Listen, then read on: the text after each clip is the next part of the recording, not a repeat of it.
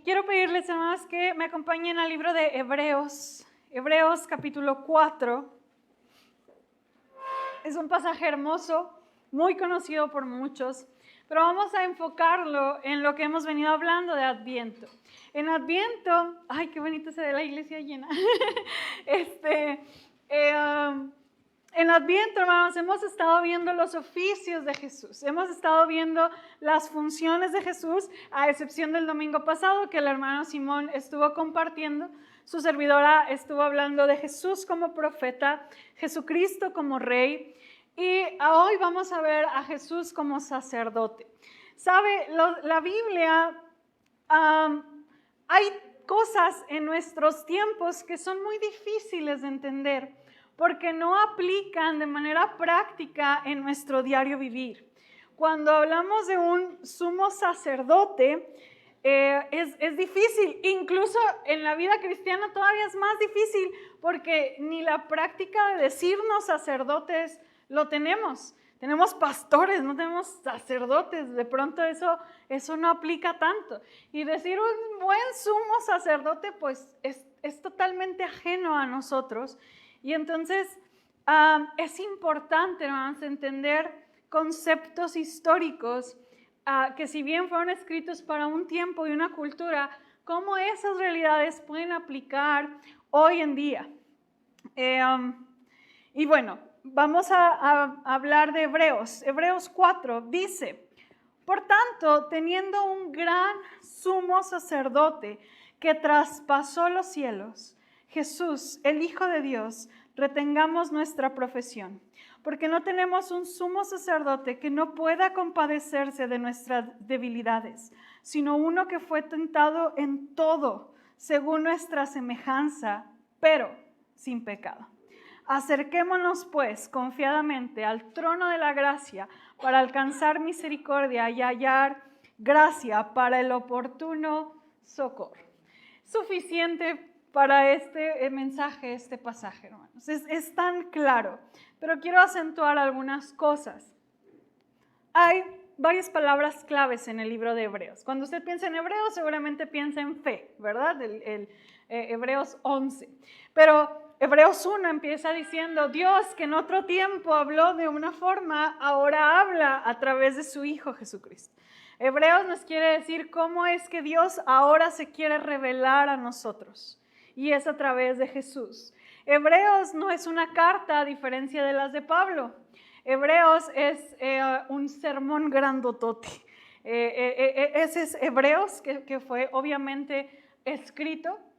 No sabemos quién es el autor. Algunos lo adjudican a Pablo, algunos a Apolos.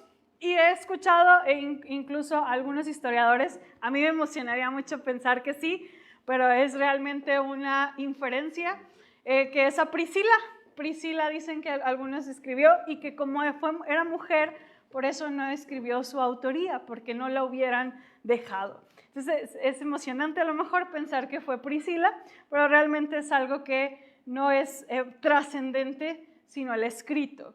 Hebreos fue escrito, hermanos, para judíos que estaban cerca de Roma. Y cuando tú lees Hebreos, puedes ver y darte cuenta qué estaba pasando. Había judíos que estaban desanimados. Había judíos que estaban dudando de la persona de Jesús. Y entonces el autor de Hebreos en este sermón, incluso también hay unos que donde el autor empieza a advertir cómo deben de tener cuidado con algunas doctrinas. Y este pasaje que acabamos de leer viene a ser como el cierre de la primera parte, donde viene hablando acerca precisamente de la revelación que Dios da a través de Jesús, de cómo Jesús se ha revelado y ha hablado y mucha gente ha decidido no creer, de cómo se reveló a través de Moisés y de cómo hicieron cosas maravillosas y la gente decidió no creer. Cuando usted lee Antiguo Testamento, sobre todo las historias, ¿no? Uno se imagina el mar abierto, se imagina la nube de fuego, no sé, el pan que desciende del cielo, y uno dice, ¿cómo pueden estar no creer o no seguir a Jesús viendo, ¿verdad? Bueno, el autor de Hebreos dice, ustedes fueron testigos de eso y aún así decidieron no creer. Y eso, hermanos, lo asemeja a nosotros porque es peor aún, incluso la condena a nosotros. Porque el llamado que hace es, a ustedes no se les dio fuego, ni se les dio pan, no se les dio a lo mejor un mar abierto, pero se les dio a Cristo. Y aún así han decidido no creer. Tengamos cuidado, es el llamado del autor. Y este espacio lo cierra precisamente hablando y diciendo en el versículo 14, por tanto, para cerrar, cuando usted lee ese por tanto es como voy a cerrar. Y dice, teniendo un gran sumo sacerdote. Muchas cosas seguramente que voy a decir, muchos de nosotros ya las conocemos. Los sumos sacerdotes en el tiempo judío eran parte del pueblo de Israel que eran designados por Dios de la familia de Leví para hacer diferentes funciones. Entre ellas era llevar al pueblo a una adoración genuina a Dios y también acercar a Dios al pueblo por medio de sacrificios, por medio de enseñanzas en cuanto a cómo debían ellos tener una relación con Dios. Es decir, un sacerdote cumplía la función de mediador o de intercesor entre el pueblo de Dios y Dios mismo. Y el lugar evidente de encuentro entre el cielo y la tierra era el templo. Ahí habitaba la presencia de Dios en lo que conocemos como el lugar santísimo. Y los hombres solo tenían acceso hasta una parte, porque era tan incluso literal la presencia que nadie podía entrar y nadie era digno más que el sacerdote. Una vez al año tenía que hacer un sacrificio llamado el sacrificio o la expiación, el tiempo de expiación una vez al año. Los sacerdotes eran llamados por Dios por medio de la línea de Leví para hacer esta función de mediadores entre el pueblo y Dios y también para llevar y presentar un sacrificio delante de Dios a favor del pueblo para perdón de sus pecados. Por tanto, Jesucristo, al decir que tenemos un gran sumo sacerdote, en ningún otro lugar hay un concepto de gran más que a Cristo. Y dice, tenemos un gran sumo sacerdote, porque Jesús, cuando Él viene, esa figura de sacerdote que cumplía la función de interceder por el pueblo, de entrar a la presencia de Dios para encontrar misericordia de Dios para su pueblo, para ofrecer un sacrificio para que el pueblo fuera perdonado por los muchos pecados. Todas esas cosas se cumplieron en Jesús. Jesús se convierte en la persona que entra a la presencia de Dios para pedir misericordia y a la vez Jesús se convierte en el cordero que se sacrificaba para ser acepto delante de Dios. Es decir, Jesús no solamente es el sacerdote, sino es el sacrificio perfecto para cumplir la obra que se necesitaba para poder ser aceptos delante de Dios. Como nuestro perfecto sumo sacerdote nos lleva continuamente a la presencia de Dios, de manera que ya no tenemos necesidad de un templo como el de Jerusalén, ni de un sacerdote especial que esté entre Dios y nosotros. Y Jesús no entra a la parte interior o al lugar santísimo de un templo terrenal, sino que ha ido a lo que es equivalente al lugar santísimo en los cielos, a la misma presencia del cielo, para pedir perdón por nuestros pecados y darnos una nueva oportunidad. El sumo sacerdote, su función era totalmente limitada a sus funciones y a sus capacidades, y él tenía que pedir perdón por sus pecados para poder entrar y pedir perdón por el de otros. De manera que incluso se dice que tenía que ponerles cascabeles a los sumos sacerdotes para entrar al lugar santísimo. Yo no sé cómo la hacía para estar orando y estar sonando el cascabel. Yo no sé cómo la hacía porque tenían que tener una cuerda para jalarlo, porque si dejaba de sonar, caía muerto delante de Dios. Entonces llega el gran sumo sacerdote sin pecado para entrar a la presencia de Dios y pedir perdón por nosotros. Además de eso, Él es el cordero que se ofrece. Y no solo eso, cumple Jesús como función este gran sumo sacerdote.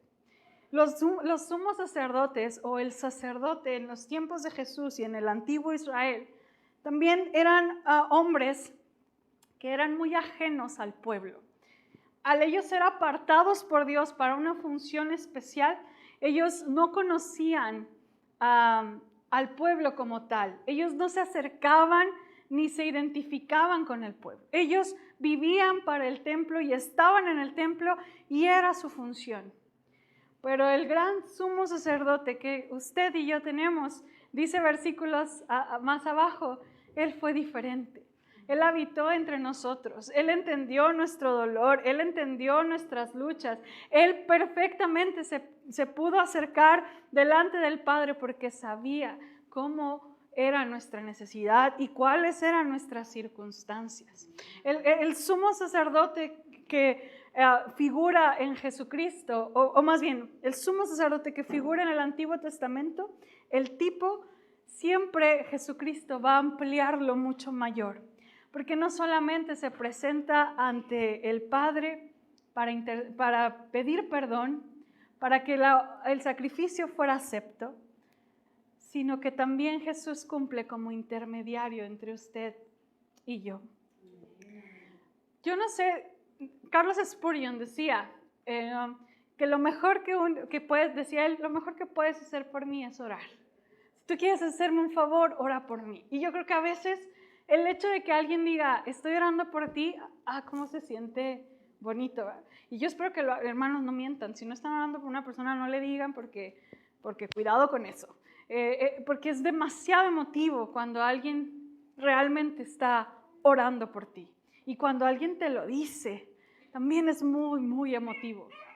Bueno, quiero que te imagines ahora pensar que Cristo ora por ti, que Cristo intercede por ti, aún sin nadie en la tierra, hermanos, aún si no tuviéramos a nadie en este mundo que tuviera 2 segundos para pedir por usted, hay alguien perfecto y eterno y glorioso, sin pecado alguno, que intercede por nosotros. Que intercede incluso por nombre. Porque sabe, la Biblia dice que el enemigo, la función del enemigo, hermanos, más allá de muchos conceptos espirituales, la función del enemigo es culparnos, hacernos sentir culpables de aquellas cosas que hicimos, de aquellas cosas que dijimos, del pecado que cometimos. Y dice la Biblia que Él está delante del Padre acusándote a ti y a mí de nuestro pecado, de aquello que tú y yo sabemos que hicimos, dijimos o incluso llegamos a meditar o a pensar. Él sabe y está acusándonos. Pero a Dios la gloria que tenemos un mediador intercediendo por nosotros.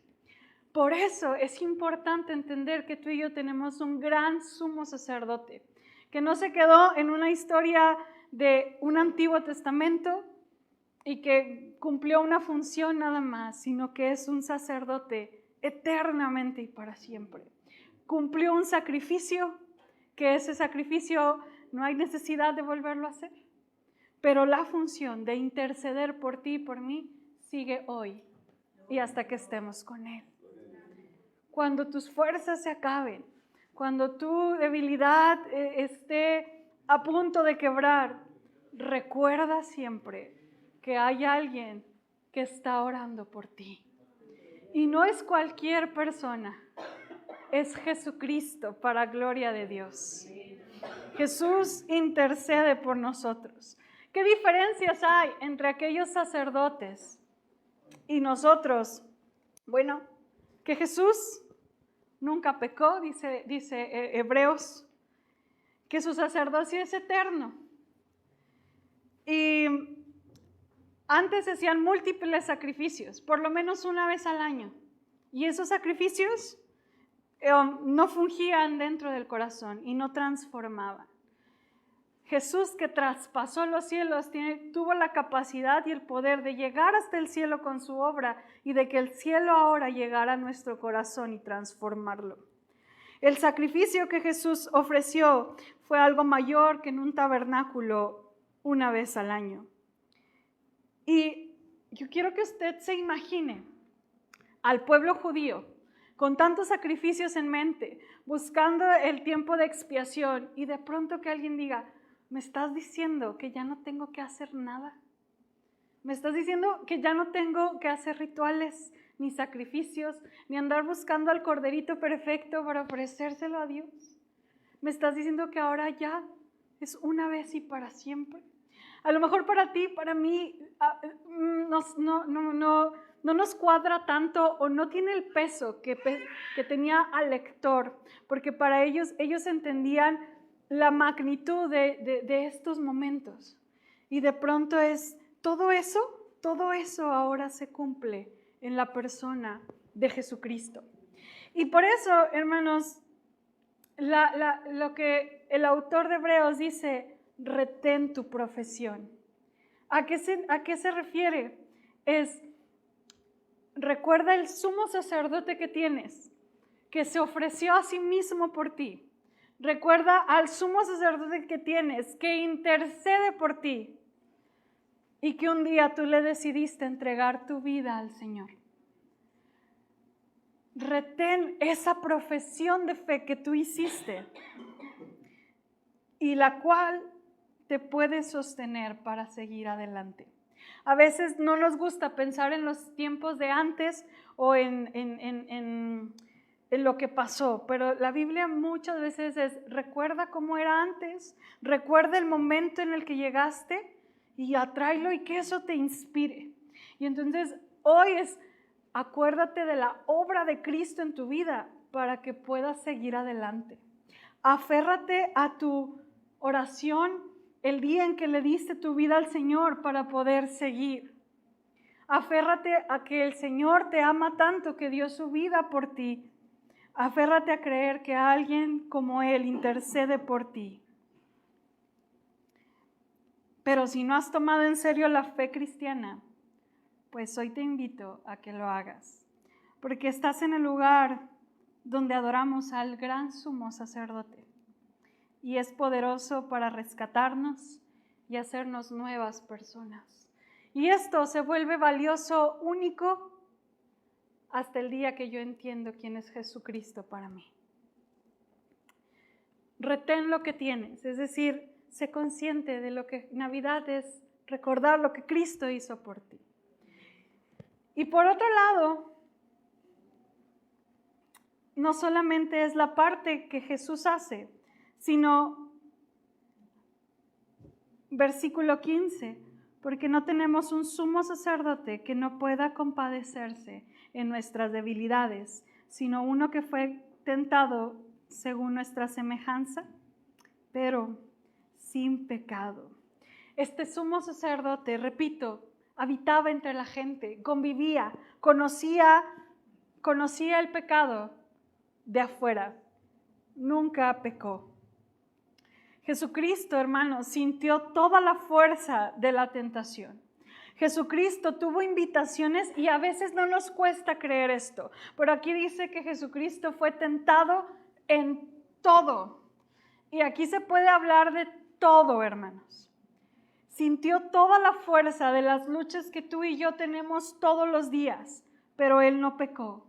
Y por tanto puede socorrernos y ser digno de nuestra confianza, porque Él entiende nuestras debilidades y luchas. Porque no tenemos un Dios ajeno que está esperando caer para castigarnos. Tenemos un Dios que vino, caminó entre nosotros y supo entender el dolor. Y supo entender la falla sin justificarla. Pero sabe y entiende nuestras debilidades. Sabe y entiende nuestras luchas.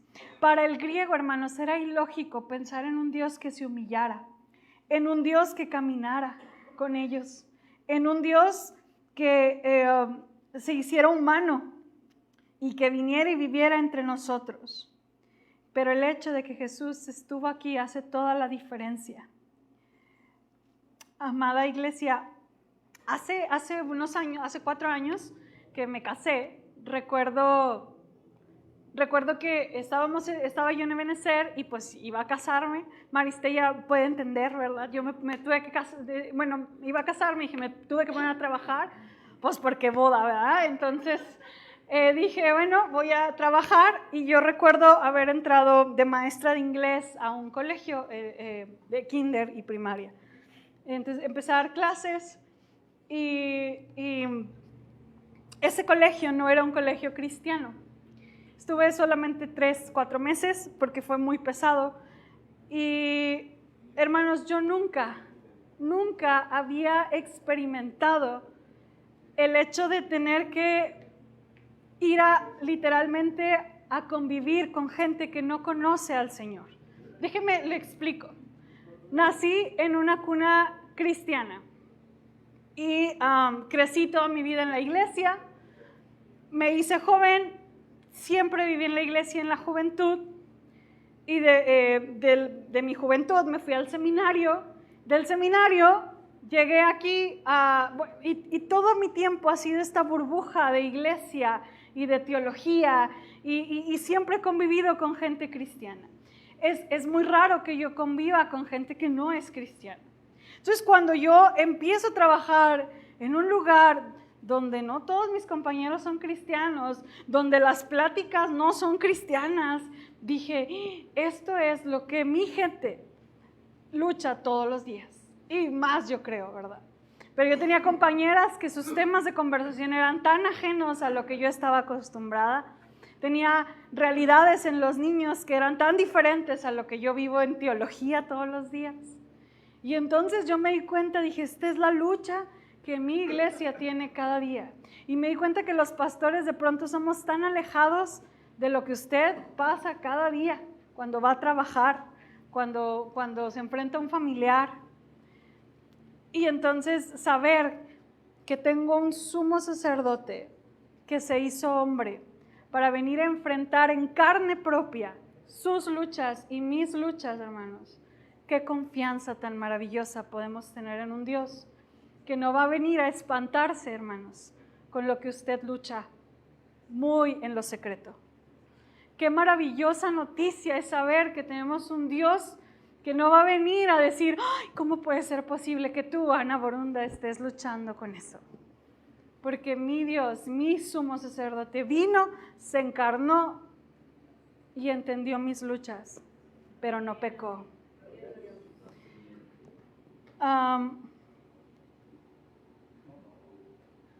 Jesús sabe y siente aquello por lo que pasamos, no solo en el tema de pecado, sino también en el tema de sufrimiento. Jesús perdió amigos, seguramente perdió un padre.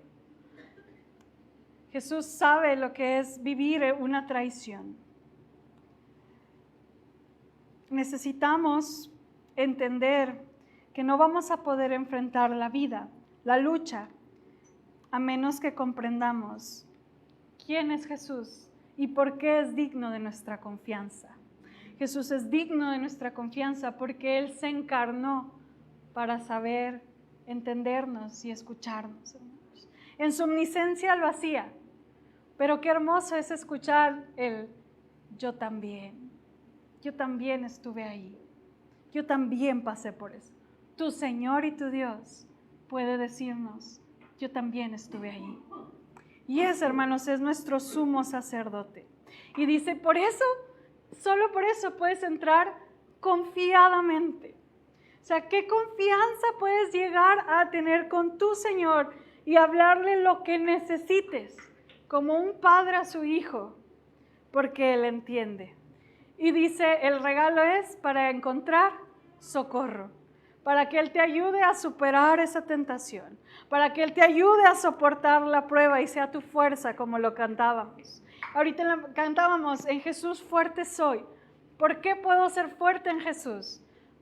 porque Él habita en nosotros y yo puedo tener la confianza de que Él conoce mi dolor y conoce mis preguntas. Confiadamente puedo soltarme ante el Señor. Hermanos, dejemos de vivir un cristianismo con el temor de ser castigados por un Dios que nos entiende, por un Dios que nos ama, por un Dios que vino a la tierra a llorar contigo por tu dolor. Quiero terminar con una letra de una canción.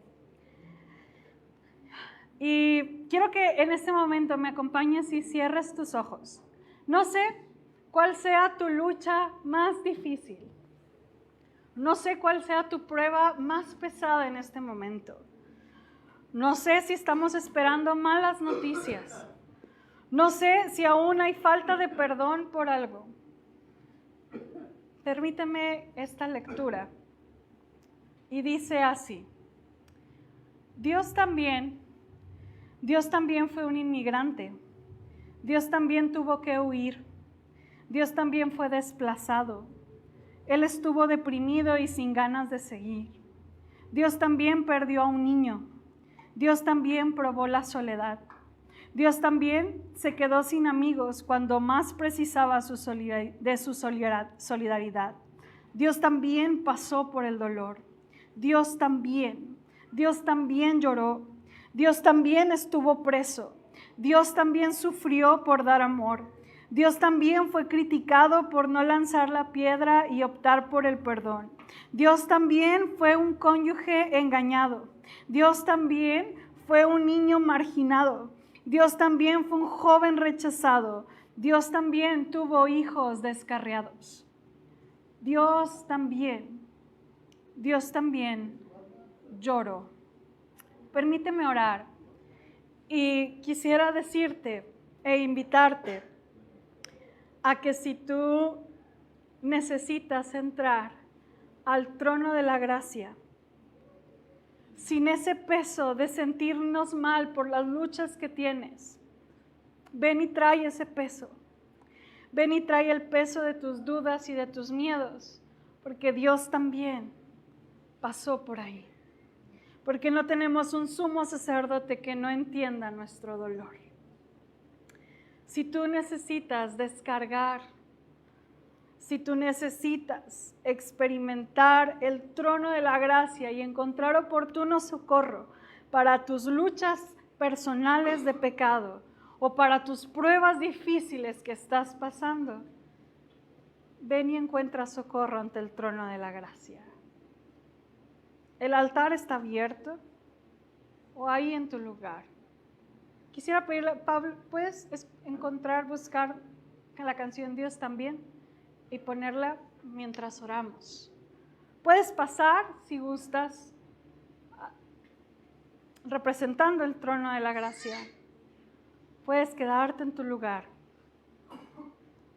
Pero recuerda que tenemos un Señor que se hizo hombre para venir a decir, yo también, yo no pequé, pero yo estoy para escuchar y entender y para ayudarte y darte el socorro que necesitas. Señor, hoy nos presentamos delante de tu trono, Padre, porque has sido verdaderamente bueno con nosotros, porque te has revelado como profeta, porque has implementado tu gobierno como rey, pero también porque has venido a ofrecerte como sacerdote, Señor. Has venido a ponerte entre Dios y nosotros para perdonarnos, Señor, y darnos un camino, Padre. Mi buen Dios, solo tú y yo sabemos nuestras luchas físicas, espirituales y emocionales que estamos pasando, Señor. Solo tú conoces, Señor, las situaciones que nuestra vida, Señor, todos los días se levantan, Señor, y enfrentan en ideología, en carácter, en personalidad, Señor. Pero te damos gracias porque hoy vienes a decirnos que no tenemos a un Dios ajeno que se mofa de nosotros al caer o al sufrir, sino que en Navidad nos viene a recordar que el Dios de los cielos, eterno y verdadero, vino a hacerse hombre para caminar entre nosotros, para mostrar su gloria, pero también para pasar por aquí, Señor, para pasar por el dolor, para atravesar la tentación, Señor, para vencer, Dios, las luchas y los sufrimientos, y para ser amigo y estar cerca, Señor. Gracias, Jesús, por ser un sumo sacerdote tan cercano que me puedo llegar, Señor, confiadamente, y tendrás una respuesta para nosotros. Y tendrás una palabra y una promesa para nosotros. Y tendrás, Señor, tendrás un abrazo y un consuelo para nosotros. Mi Dios, gracias. Yo te pido que bendigas a cada uno de mis hermanos y que hoy puedan, Señor, salir de este lugar confiadamente, sabiendo que tú eres un sumo sacerdote cercano, un sumo sacerdote que entiende y que se compadece, que sufre junto con nosotros, Señor. Gracias.